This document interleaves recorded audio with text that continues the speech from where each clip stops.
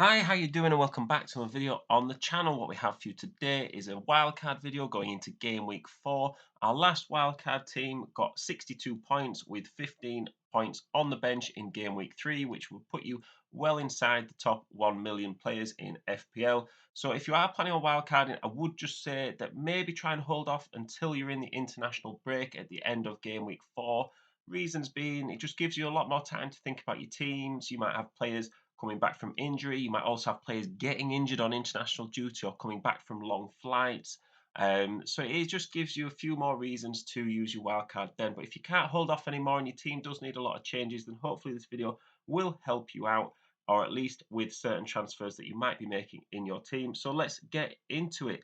So as we get the team on the pitch, we're going to start in goal. And I've gone with Sanchez from Chelsea. I know Chelsea have got another goalkeeper they've just signed, but I don't really see Sanchez losing his place anytime soon, mainly because when you sign players from abroad, there's so many factors that come into play, such as, moving to a new country, new culture, moving house, moving family, let alone learning a new system and actually being able to contribute on the pitch. So I think Sanchez should be good for Chelsea's upcoming nice fixtures that he's got. If not, I've put Areola on the bench. He's West Ham's starting keeper and actually got 5 points this last game week as well as conceding a goal. So that is pretty good going from him.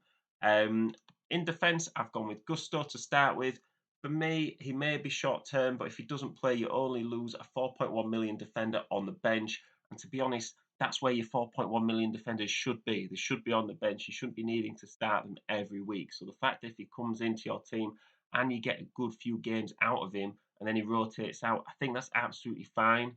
I've doubled up on the Newcastle defence. I think if you're wildcarding now, then your capacity for making lots of changes in the future is greatly reduced. And I think it's important to acknowledge that if you're using your wildcard in game week 4, really you're not going to be wildcarding again for the next 16 game weeks at least.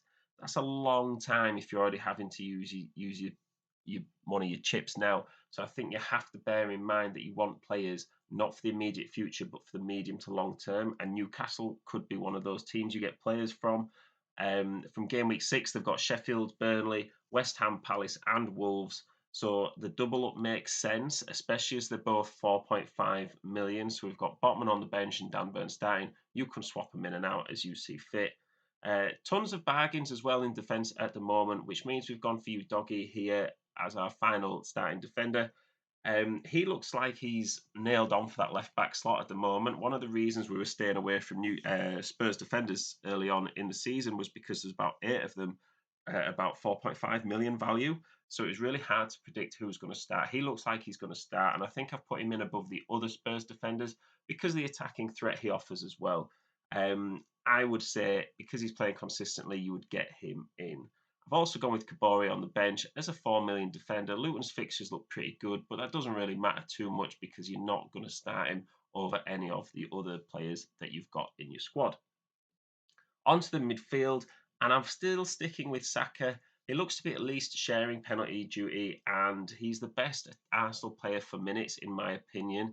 I know he had a bit of a off game this last game week, but your players aren't going to score points every game week, which is why it's important not to be chasing points from players like Mitoma, even Mbuemo, maybe players like that.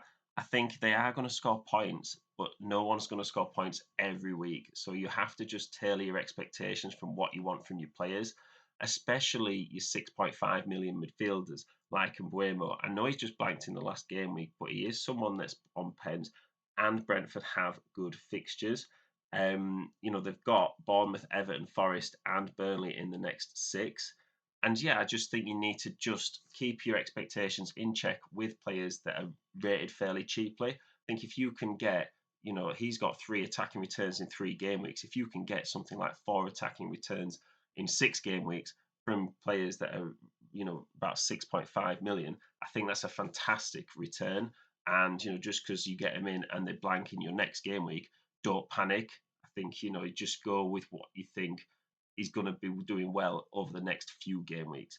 And that kind of leads on to Foden as well. He got benched today against Sheffield United, but I think if you pretty much own any Man City player, you can't be surprised when they're benched. You know, a lot of people will have got Kanji in. He's not even in the squad, and I think that's just part and parcel of having Man City players. It shouldn't be a shock to anybody that that's what they do. I think Foden is probably one of the better Man City options just because he looks so effective when he does play. He's clearly feeling it and feeling good about football, and he's making an impact in the minutes that he has. I think you just got to roll with it. Madison, he's someone that, just like we said with you, Doggy, he needs to be in your team now if you're going to make the most of Spurs fixtures. Burnley, Sheffield United, Luton, Fulham, and Palace in the next 7. They've also got Arsenal, Liverpool back to back in there. So I think although those are teams that he can still score against, if you want to make the most of Spurs as a whole, you get them in now for the 2 better fixtures before those Arsenal and Liverpool games, and then you also have the nice fixtures afterwards as well. Um, Rashford moved back onto the left this game week, got 2 assists against Forest, and I think you could possibly have Fernandez instead of Rashford. I'm putting him in right now just because that explosiveness that he has. And I think also it's a small sample size. Whilst you might be thinking, oh, he's had 3 game weeks, he really only had 1 game week on the left wing and he got 2 assists there. So if he's, like we say, he's not going to get 2 assists every game week, but I think he's worth having a look at a bigger sample size for those, large amount of time in the next fixtures just to see how he's doing. I think Rashford's season really starts now, and then we move from that point onwards. Up front, I've gone with Haaland. That should be pretty obvious, really. He'll always get chances, even though he missed a penalty today. You have him in your team because he's taking penalties, and he quite could have easily scored that pen as well. I think it's just one of those things where, Man City had lots of chances, but they just weren't quite on it like they were against Newcastle. And, I think if he's just having the chances, eventually he will score and he probably will get a big haul sooner rather than later for Fantasy League. I've gone with Isak. He seems to be starting for Newcastle. I think he started all 3 games so far this season. And that means he's just down for more minutes than Wilson. And I think he's someone that we said, like with the Newcastle and Spurs, this is the time now. If you are going to make the changes to your team, get these players in because you might just get like them in a week ahead of everyone else. And if they score those points, then you've just beaten people in your mini league by just a little bit, but that could still make a big difference.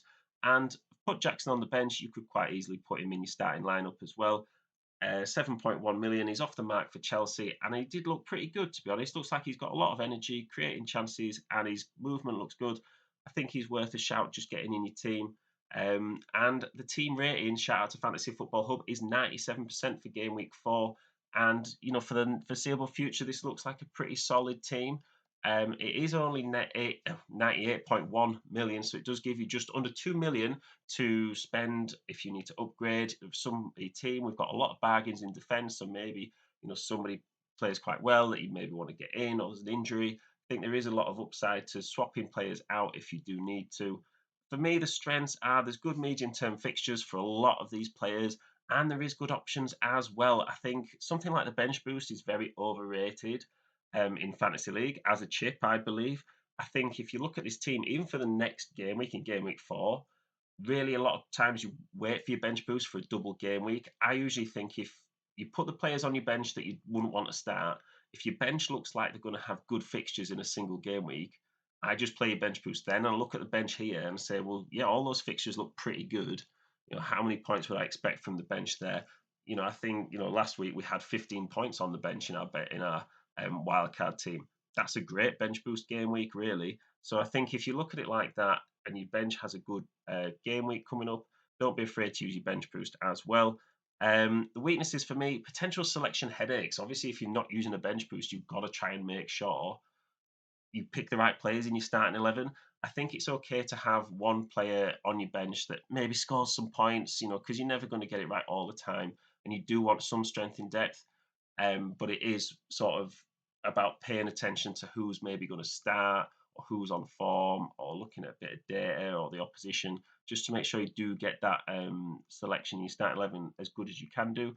And consistency as well. We've got a lot of players in the team, or at least a couple, like maybe Rashford, you might also say maybe Saka, who have played well and got points in 1 or 2 game weeks, not necessarily done it over all 3 consistently yet. So that is something that we're looking at getting maybe as a bit of a mixed bag.